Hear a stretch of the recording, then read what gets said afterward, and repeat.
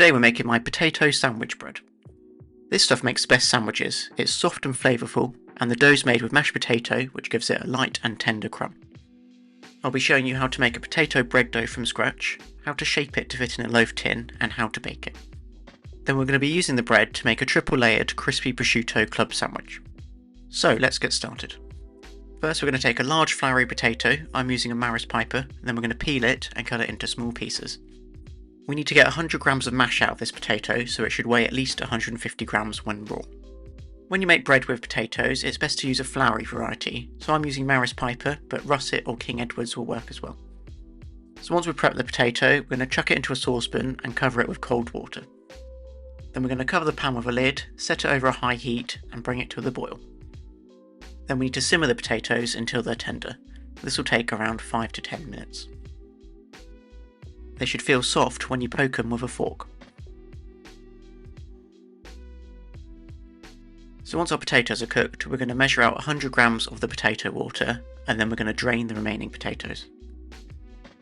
The potato water that we measured out is going to be used for the dough, but the rest can be thrown away. Once the potatoes have been steam drying for a couple of minutes, we're going to mash them through a ricer and then measure out 100 grams. There shouldn't really be any mash left over, but if there is, you can save it for a different recipe. And if you haven't got a potato ricer, you could use a masher or a fork. Then once the potato has been mashed, we're going to set it to one side and let it cool to room temperature. Then it's time to get on with the dough. So we're going to add 75 grams of whole milk to the potato water and then warm it in the microwave to 38 degrees Celsius or 100 degrees Fahrenheit. Then we're going to add in 3 grams of dried active yeast, whisk to combine and then leave to go frothy. This will take 5 to 10 minutes at room temperature.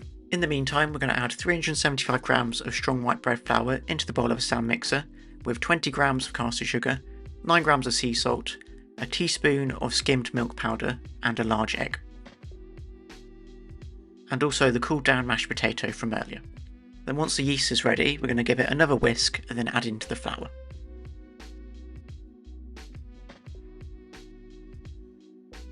Next we're going to mix the dough on a medium speed using the dough hook until it's smooth and starting to come away from the sides of the bowl.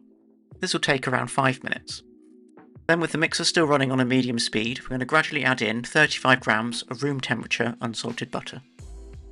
Make sure to let each addition of butter incorporate fully before adding in more.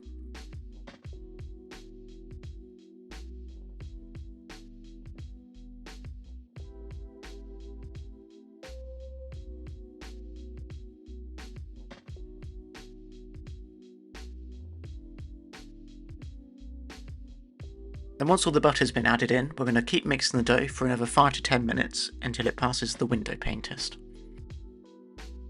This is where you stretch a small amount of dough between your fingers to test the gluten development.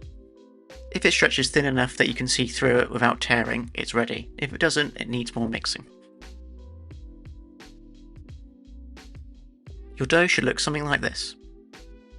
So next we're going to cover the dough and let it rise at room temperature until it's doubled in size. This will take between an hour and an hour and a half. Then it's time to shape. So first we need to grease a 9x4 inch loaf tin with either oil or butter.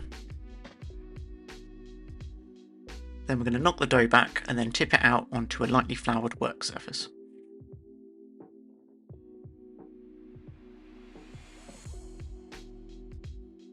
Make sure to get all of the dough out of the bowl. Then to shape, we're going to gently press the dough out into a rectangle that's roughly as wide as the tin and around an inch thick.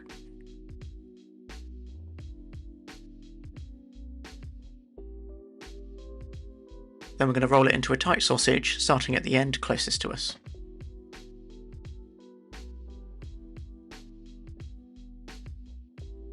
Next we're going to tuck each end in and then drag the dough along its seam to seal. If you can feel the dough starting to stick to you, just dust your hands with flour. Here I'm just gently dragging the dough side to side to increase surface tension. You really don't need to overthink this though, as the dough will take the shape of the tin anyway. So once our dough is shaped, we're going to place it into the greased tin and then gently press it into the tin so it sits in an even layer. This just helps the dough rise more evenly. As it rises, the dough will take the shape of the tin. So once our dough is shaped and in the tin, we're going to loosely cover the top with cling film and let it rise at room temperature until the top of the dough is sitting just above the top of the tin. This will take between 45 minutes and an hour and a half, depending on how warm your kitchen is.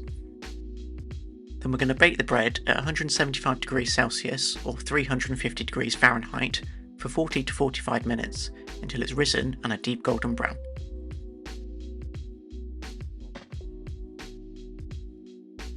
If you wanted to double check the internal temperature of the loaf with a probe, it should be between 87 and 93 degrees Celsius or 190 and 200 degrees Fahrenheit.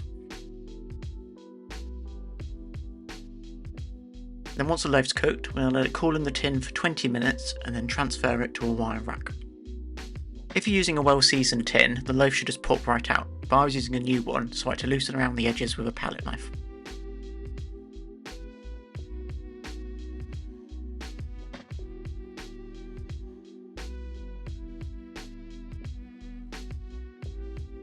And once the loaf's cooled completely, you can use it for sandwiches.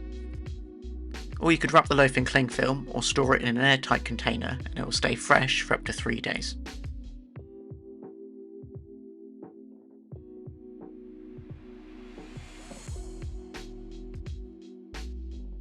Anyway, now that our bread's ready, it's time to make a sandwich.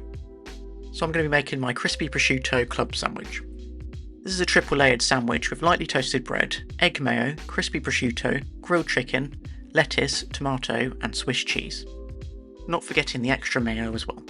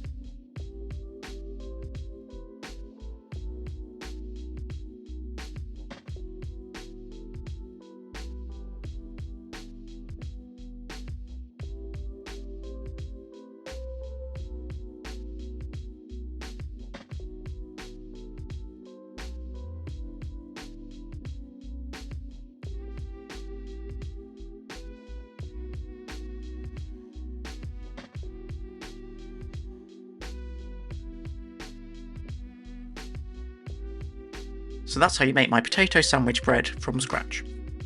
The full written recipe for this loaf and also the club sandwich can be found on my blog saltbuttersmoke.com. And if you like this video, don't forget to like and subscribe, and I'll see you next week for another recipe.